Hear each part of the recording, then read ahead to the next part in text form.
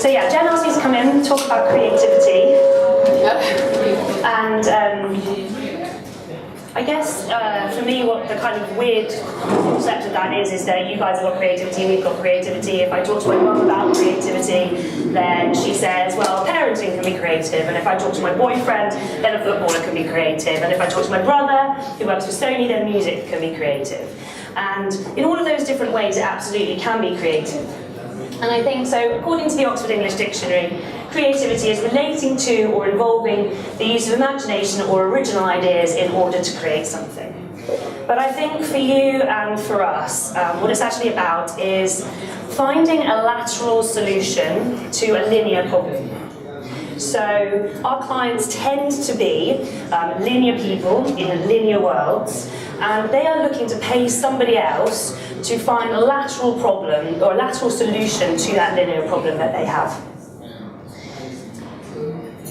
This is a quote from Rebecca Brown, who is the CEO of your major competitor, Omnicom. And she said in Campaign magazine, right at the start of the year, this was the main objective for her as far as she was seeing it. In 2015, we need to focus on developing even more great examples of award-winning creative media work.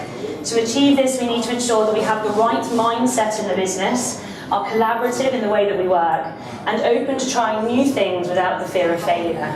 These elements will be a cultural necessity for any media agency to win in the creative media space. I think in a world where we, let alone you, are being asked to optimise to the nth degree, you need to remember the value of creativity. There's absolutely no doubt from anyone's perspective that creativity has much greater ROI than micro or macro optimization at any level. So it's about how in your organisation you can create the right mindset to be brave about those creative choices. So I'm here to tell you, if you can't solve the creative problem, it's because you're playing by the rules. And hopefully I'm going to go through 5 kind of simple rules, things that you can do a little bit differently that hopefully mean that you'll be a little bit more creative in your mindset. So the first one is, do stare out of the window. Pay attention to the world that's around you. I was on the tube having written this last night. I got on the tube, came home, knew that I'd written this slide. I was the only person on the tube who wasn't on their iPhone or their iPad. I was surrounded by people playing Candy Crush, right? That stuff will rot your brain. Like, look around at what new brand of trainers are people wearing? Who else is advertising? Are people using more smartphones now than they were iPhones last year? Where has their Beats headphones gone? Like, all of these things could inform you to be a little bit more creative about the world that's around you. Somebody else that said this long before me is Grace Coddington. Probably more girls than guys in here will recognise her. She is an art director from Vogue New York. She was in a film called The September Issue, which, with Anna Wintour, who I think was originally intended to be the star of the film, she actually shone. And she was in a taxi, and there's a really beautiful moment. I'm sorry, I meant to get you the film. I looked at my DVD case last night, it's not there, I don't know where it's gone. And she's in a taxi, and she says the thing that she was taught very early in her days was that whenever she was travelling, to look out of the window. And I think wherever you're going, whatever you're doing, especially if you're travelling abroad, if you're travelling to a different city, look at the things that are around you, because you'll start to gather thoughts that could, in the end, be helpful to you. Oh, sorry. At Leo Burnett, this kind of childlike curiosity is actually in our objectives. So we have 4 objectives that we're measured on. All of our performance reviews are measured on the same 4 objectives, and one of them is to be a child. They want us to know about different channels, they want us to be inquisitive about them, to have a point of view about them, to share them. They want us to be completely multidisciplinary. And I think if you can put that KPI on yourselves, you can put that KPI on the rest of your teams, you know what, the tape warden's there, make sure you go. Do that for yourself and justify it to your manager later.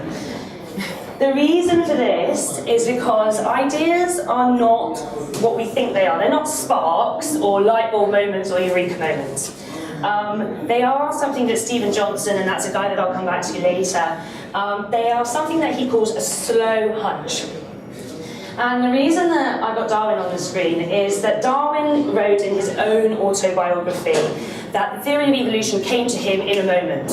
He was sat in the bath or something, it was probably somebody else. But he was there, and this moment, he had a eureka moment, and the whole theory of evolution had come to him, and that was the moment. However, many years after he died, and just a few years ago, somebody was doing a thesis, and they got hold of all of his diaries. He journaled everything, all of his thoughts, all of his little diagrams, everything that he thought. And what this guy found, the student found, was that actually Darwin had had this theory for months. Like, it was there, all of it was in his journals for a long, long time before he thought that he had this thinking. And I think that if you look out the window a little bit more, you look at what the world's going on, there may be ideas that are already in your brains, and you'll see something else that will give you that eureka moment. For that reason, I would advocate scrapbooking. And that does not mean ripping out pieces of paper like you did when you were 6. Use OneNote, use Evernote, use Pinterest, use your notes, use your photographs on your phone, create folders. If you see stuff that's interesting, capture it and save it for later. You'll come back to it in time, and it may be interesting for you. You might get transferred to a new client, there might be a very different kind of brief that comes in. If you go on holiday, that's a particularly great time. Jen and I moved to Australia years ago, and we said, there's so much stuff in Australia that they don't have in England. The same is true the other way around. If you go on holiday and you see some media being used in a completely new and different way, take a photograph of it, stash it in your folder on your phone. You might come back to it 6 months later as something that you could use here. This is one of the things that's in my scrapbook. Haven't found a way to use it yet. This is in New York. These are phone booths. And the Mayor of New York has instructed that all of these phone booths be turned into Wi-Fi points. That is an idea that either a media agency or a creative agency who are getting paid to find lateral solutions to linear problems should have come up with, but they didn't. The Mayor of New York had to do it by himself, and they are therefore unbranded and completely lost opportunity.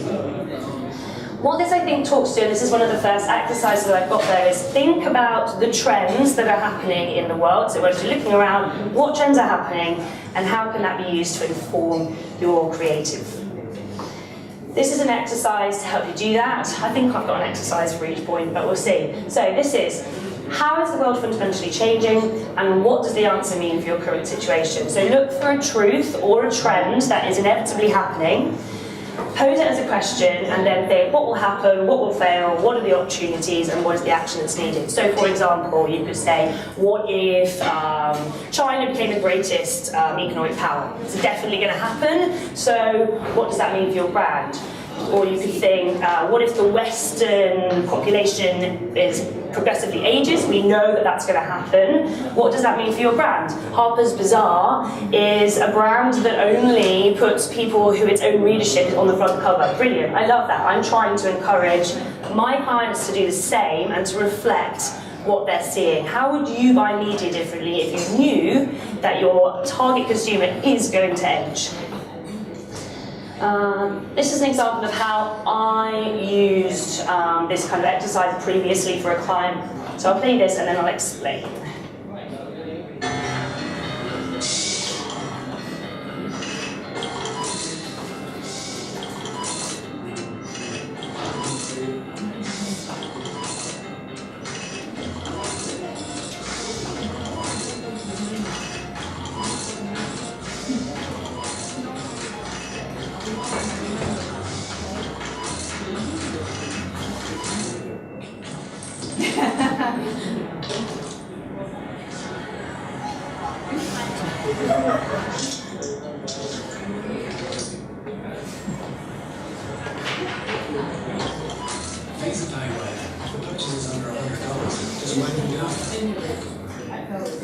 So that was actually the answer to a brief I received in Australia from Visa, and for them the problem was American Express.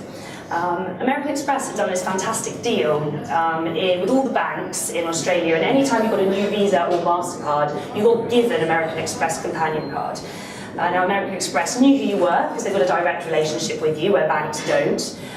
They had an inordinate amount of data on you, and they also had this fantastic point system, and Visa were just getting wiped to the floor.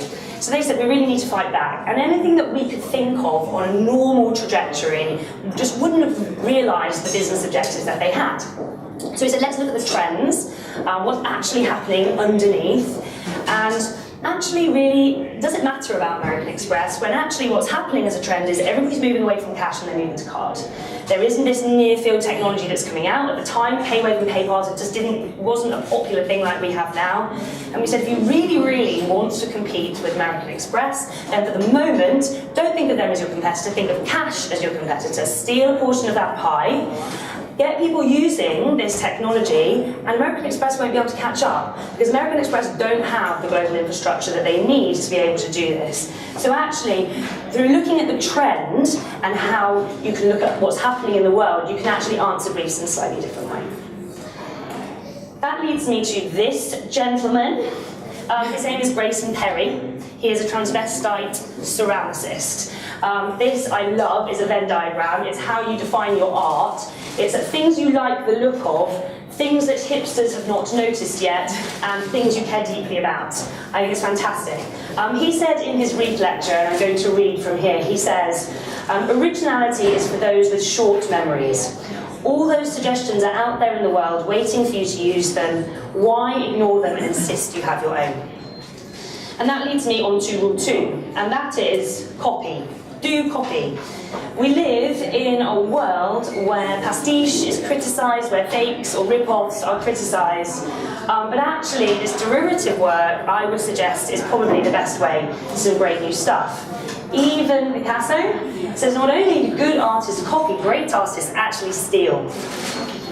There's a guy called Faris Yacob who set up an entire agency based on the fact that nothing can come from nothing. And if you want to innovate as quickly as you possibly can, you take components of things that have been successful before and you smash them together and you'll come up with something new and fantastic. There's a blog that he has called Talent Imitates and Genius Steals. It's a wonderful blog that has daily different work about how you can copy to create new and wonderful things. This is not a new concept. T.S. Eliot says, one of the surest tests in the way in which a poet borrows is that an immature poet imitates, a mature poet steals, bad poets deface what they take, and good poets make it into something better, or at least different. What I would recommend when you've looked out of the window for all that time is that you borrow from as far away as possible. So borrow from outside of your category, borrow from outside of your media, borrow from outside of your country. But don't be afraid of borrowing what's worked for other people, adapting it and using it for your own. Anthropologists actually differentiate between invention and innovation.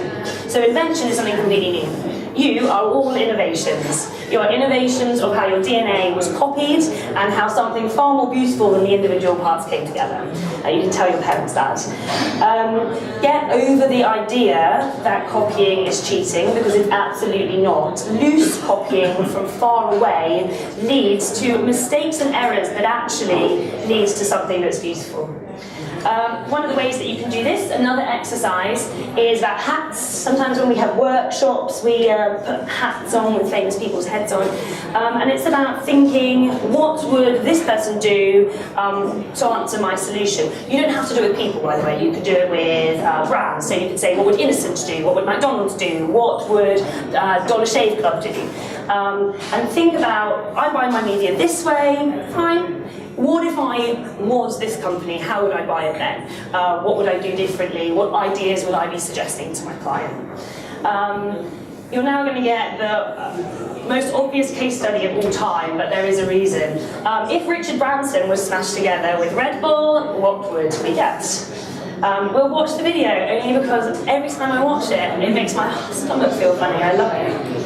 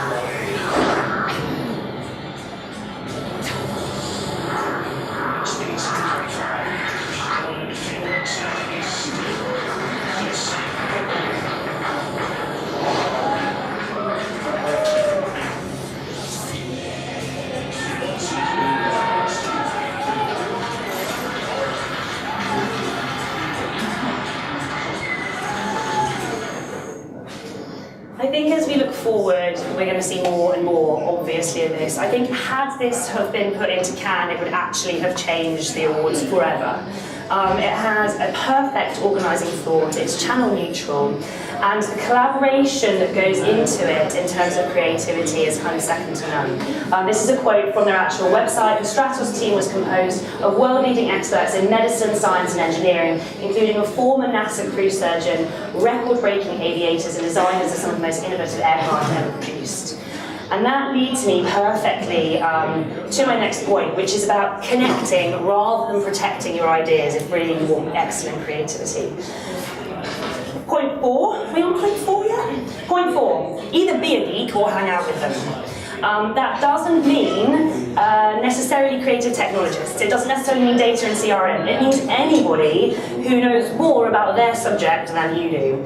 I don't know about you, but I love when somebody is so obsessed with their subject that they sort of, you ask them a kind of question, a problem, and they actually can't answer it out of the context of their subject that they're into. I went to an amazing war strategy talk a couple of months ago, and this guy was talking about different war strategies. He was like, you either have to go in there with like brute force, and I was like, yeah, that's basically media buying power, or you have to go in there and you have to pal up with somebody else. And I was like, yeah, partnerships. Like, there was really only so many war strategies he had, and they all relate to our topic. So I think be a geek, or at least hang out with them and share those hunches that you've already had, and then let other people who know more about ideas inspire you to make those ideas better. Come and talk to the creative agencies, HISBU. Come and talk to media owners, a lot of them, or go and talk to data scientists, anybody, just like Red Bull would have had to do very, very early on when it was really just a grain of an idea. If we need any evidence, 4 of my favourite Grand Prix winners this year from Cannes, all of them would have had to talk to somebody who had nothing to do with their agency or their industry first to realise that they could do it. You've got GPS here. Obviously, it might even have been you guys who had something to do with this bottom one. Sweetie is my absolute favourite. I'm sure you're all aware that she was a computer-generated girl who caught paedophiles. So on cameras, people would have no idea that she wasn't real. And she was a solution created for a care project for a not-for-profit benefit called TED On. And top left is Chipotle. The scarecrow video in itself is lovely. It puts forward their positioning that even though it's fast food, it shouldn't be genetically modified, and that's fine. But what they did that was brilliant is a partnership with Huffington Post. In the Huffington Post, they created an entire section that was called Food Matters. That didn't exist prior to Chipotle suggesting that or working that with Huffington Post. And what they then did within that section was to start a debate around whether or not what's in your fast food matters. The media that they bought is irrelevant. They bought participation, and they had politicians, people from all over the world participating in a conversation that still exists now and that they still own, all around whether it in food matters. They had people like Kellogg's coming in and going, well, actually, our CSR program is all about feeding world hunger, and yes, we use genetically modified wheat. Fantastic. What a debate to instigate and not have had to pay for. So go out, get these people involved, like I say, kind of connect with these people rather than protecting your idea, and understand that the best creative ideas aren't going to be one that one person in this agency has by themselves. In order to do it, and I may be being unfair, and if I am, then tell me I'm being unfair. In order to do that, I think that media agencies need to forget about the numbers and need to remember a little bit more about the ethoses. Now, I know that that's what you're paid to do by your clients, and what we're paid to do is slightly different. But if you prioritise the numbers and the budgets over what's right for the brand ethos, you're never going to get to the most creative solution. Sometimes you can do a little bit of work that's just focusing on the ethos. So these ones are all ones that we know so well. Dove is about real beauty. Where does real beauty put its media? Does it really put it in high-end fashion places? Does it? If you're about championing creativity, as Crayola is, how do they buy their media? Chipotle, again, is about real food, and Virgin, it's about choosing to dare to do things differently. So how should they be buying their media? By the way, you can have the antithesis to that. I'm currently working with Max Factor, and we're going to go completely against real beauty, and we're going to say actually glamour. It's all about glamour, and that's okay. If you're into glamour, slap your make one, that's okay. Exercise for this one then. To really think about what matters for your brand. This one's called Rest in Peace. If your brand were to cease to exist, what would the world be missing? And if the answer, by the way, is nothing, then there's a big fundamental problem.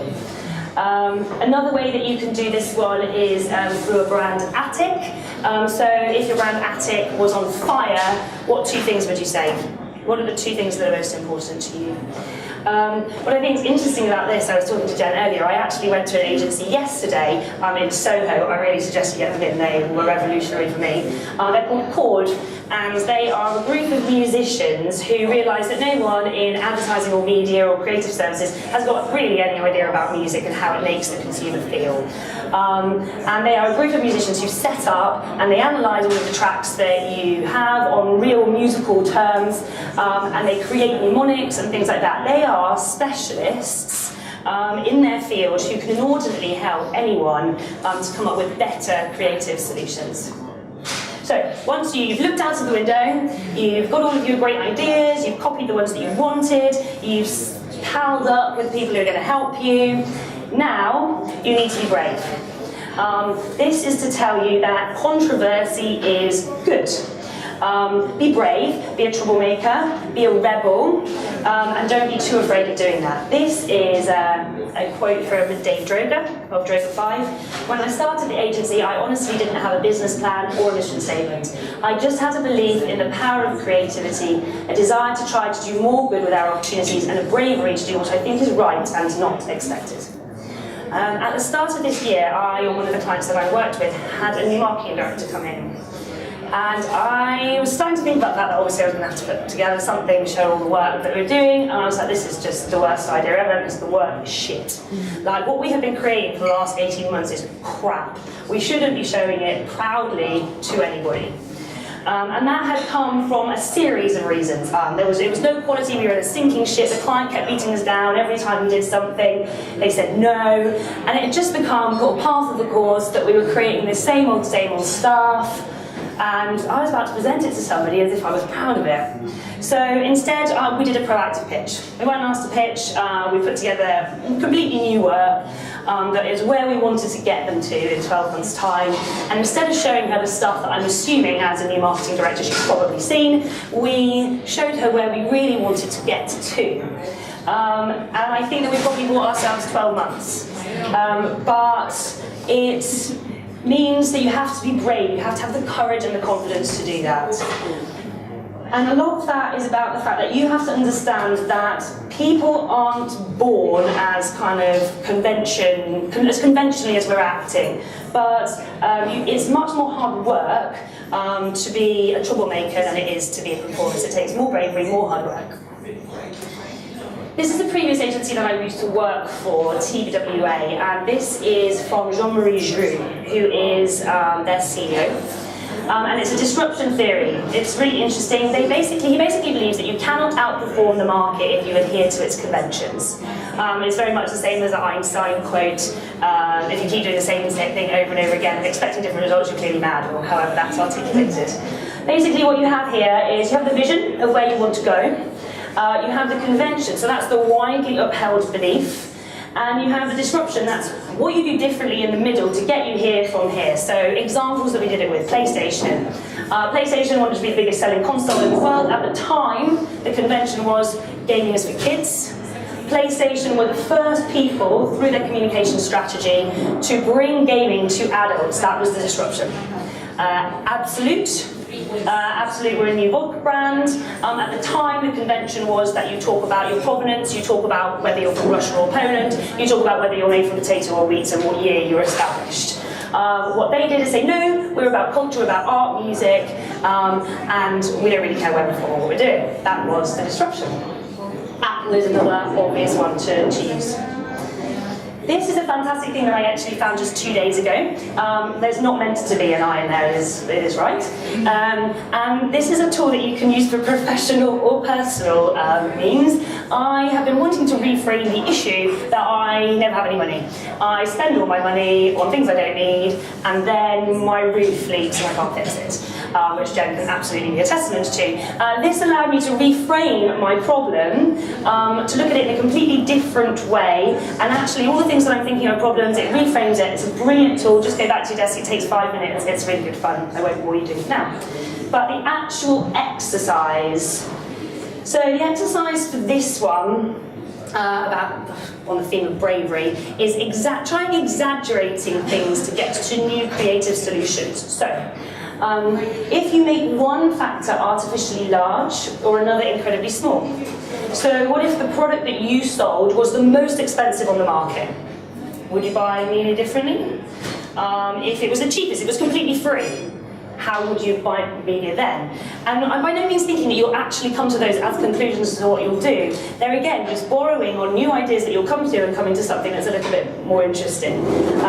One other way, you need to think big with this. Like, if it was a business problem, if you were told that you needed to cut your overheads, 10% is not enough, right? Because you make small optimizations like we were talking about earlier. You need to be thinking about what you do to make a big optimization, and then what you might do is cut 80% of your sales force and replace it with Google AdWords.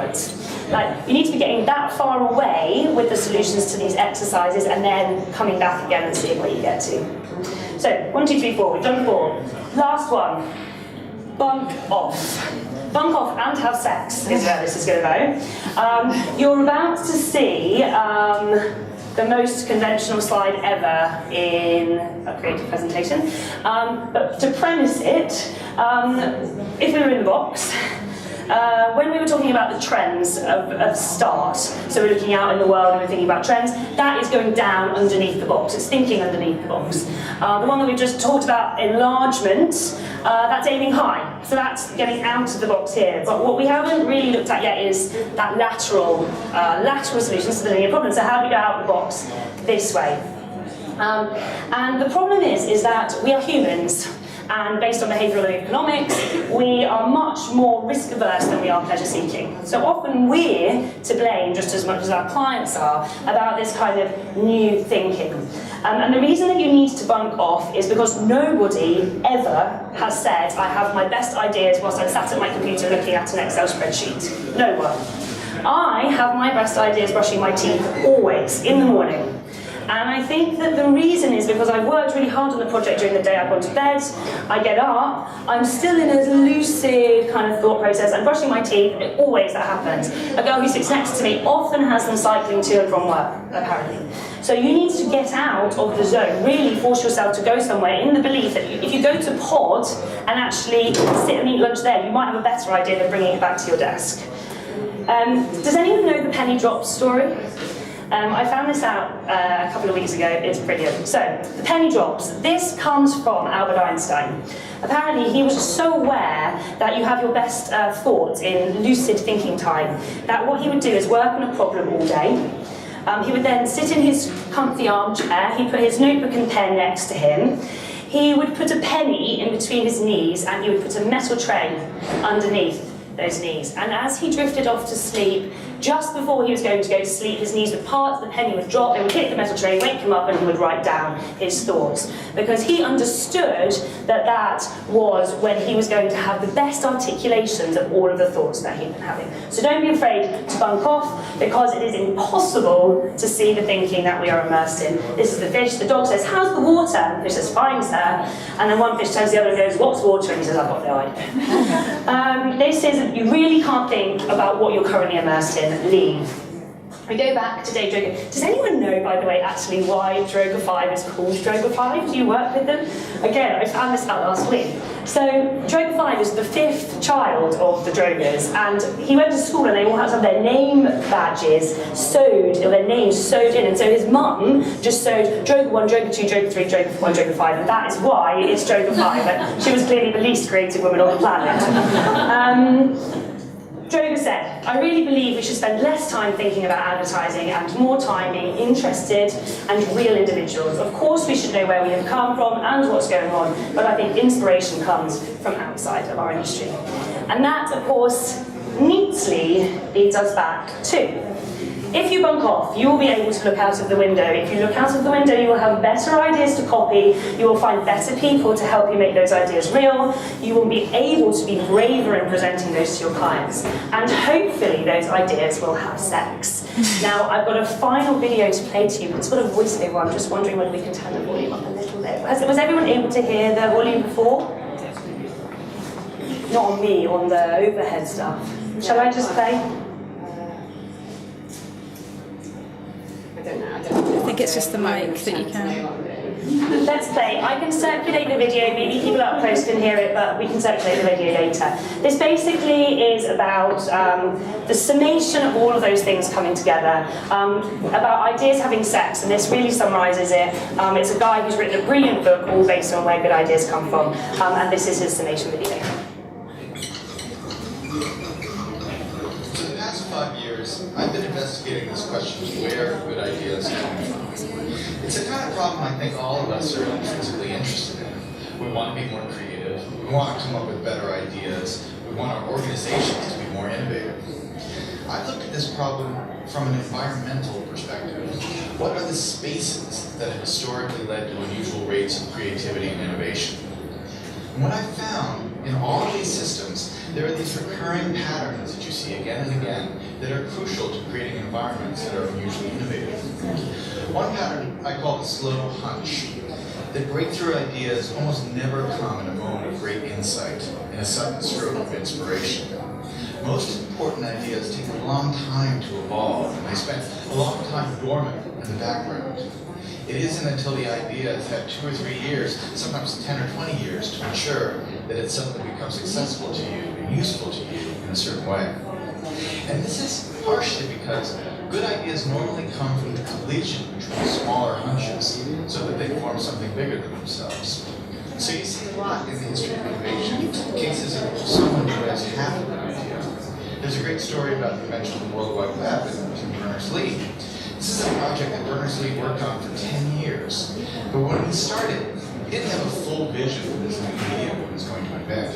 He started working on one project as a side project to help him organize his own data. He scrapped that after a couple of years, and he started working on another thing. And only after about 10 years did the full vision of the World Wide Web come to being. That is, more often than not, how ideas happen. They need time to incubate, and they spend a lot of time in this partial hunch form. The other thing that's important when you think about ideas this way is that when ideas take form in this hunch state, they need to collide with other hunches. Oftentimes, the thing that turns a hunch into a real breakthrough is another hunch that's lurking in somebody else's mind. And you have to figure out a way to create systems that allow those hunches to come together and turn into something bigger than the sum of their parts. That's why, for instance, the coffee house in the Age of Enlightenment, or the Parisian salons of modernism, were such engines of creativity, because they created a space where ideas could mingle and swap and create new forms.